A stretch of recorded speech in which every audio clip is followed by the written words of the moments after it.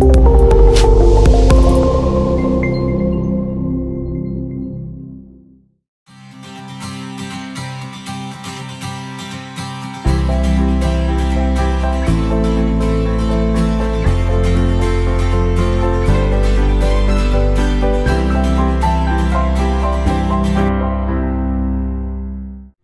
review now what we've learned as we went through the different aspects of the brand mantra. First, the brand mantra is mostly for internal use. Don't forget it. You create the brand mantra because you want to share some common values with your employees, with your partners. The second item is that you must know the reason of your project. The brand mantra will be a way to celebrate or to highlight the reason why you created what you are creating. Third, don't forget the brand mantra must be short. It shouldn't be more than 3 to 6 words. They can be combined to make sense, or they can be just associated, because these words reflect the most important aspect of your activity. These words must be chosen in a way that they appeal to logic. Like, for instance, the brand function must be clear about what you're doing. It's not something totally out of space. But also they must appeal to feeling, because people do not share logical demonstration, they share common feeling. The brand mantra must be true. You cannot claim something in your brand mantra and do the opposite. Don't forget, this is not for external communication. Even external communication should fit with what you are doing, because you do not fool people for too long, but mostly for internal purpose. If you claim that you are sustainable, healthy food company, and your employees see that actually you do not respect the minimum rules of organic food, short distribution circuit, respect of your providers, etc., they won't be happy. And it means that the activity must align with your brand mantra, because the activity and the result of your activities will be the result of the way you work, and they have to be aligned with the way you work. Now you must create a brand mantra. You want to create a brand mantra. So the next question is, how do I start? How do I begin? You must define what will be your activity, what will be your project,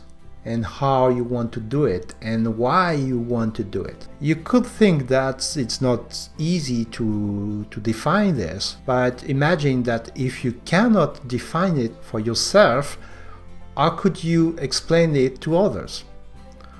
So this is very important, because actually this is the main function of creating a brand mantra.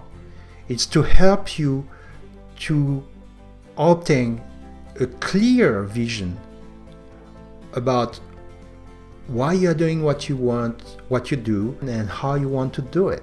So instead of the mission and the vision statement, you will create a short expression, but this expression will contain the main information about what justify your project. If you want to start with something, you can start by just asking yourself very simple questions like, who are you?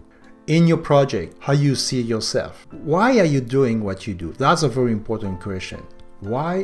What is the driving force that makes you do what you are doing? But the question you should ask yourself, it's what is the service you want to deliver to some people? How do you want to help them?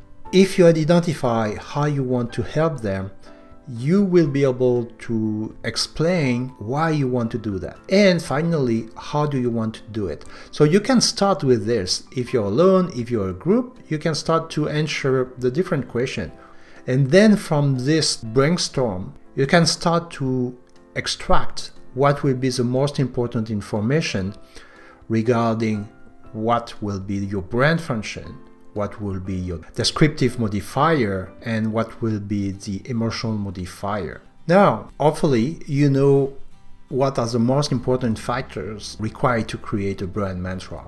You can basically create a brand mantra for anything. I invite you to create your own brand mantra, the brand mantra of yourself. Of course, You can define yourself based on your work, on your job, based on your family. Unlike the usual way, now I invite you first to think about what will be the brand function, what will be the domain of activity you want to highlight in your life, and create a brand mantra about it. This will be the brand function. Just define the domain of your life you want to highlight. Then you try to identify what is the main personality feature that fits with this activity. Are you committed? Are you brave? Are you enduring? Are you loving? This will be your emotional modifier. Then think about, still in this activity, in this part of your life, what do you think makes you different from any other or most of the other people in the same activity, in the same status? Are you a caretaker, entrepreneurial? Think about what makes you different, and that will be the descriptive modifier. Now you know the domain of activity, you know what will be the emotional modifier, you know what will be the descriptive modifier. You can come back to the brand function and try to figure out what will be the word that will define the most this activity, so your brand function for this part of your life. We are at the end. We look at what is a brand mantra, how we can define it, how we can analyze it, what are the components of the brand mantra. I hope you saw that the brand mantra for project, for company, to define some activity, it's actually a very powerful tool.